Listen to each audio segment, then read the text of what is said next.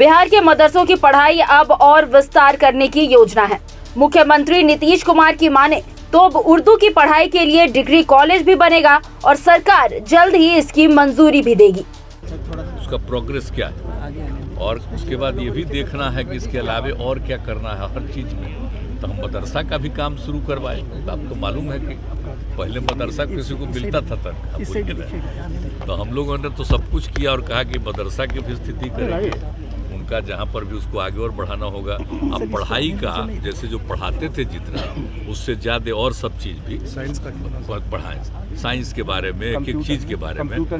हाँ, तो हर चीज़ के बारे में जो बताया गया तो उसी हिसाब से कर रहे थे, हमको अच्छा लगा। नीतीश सरकार के इस फैसले से विपक्षी भारतीय जनता पार्टी खुश नहीं है। भाजपा का कहना है कि भारत में धर्म या मजहब के आधार पर अलग अलग पढ़ाई नहीं है।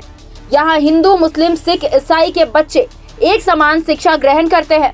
मदरसा, डिग्री कॉलेज या यूनिवर्सिटी खोलने से कई नई समस्या खड़ी होगी और इसकी जरूरत क्या है।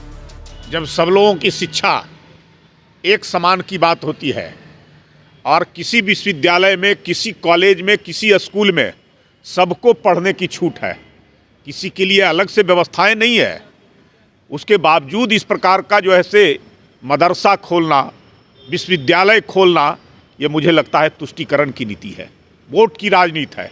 वोट से बचे, देश पहले है। सहयोगी राजद नीतीश सरकार के फैसले पर पूरी तरह उनके साथ है।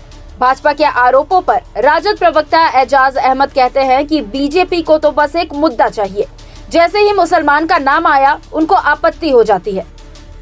को शिक्षा और तालीम से कोई मतलब है नहीं। भारतीय जनता पार्टी जब जब शिक्षा और तालीम की बात होती है तब तक विरोध करती है।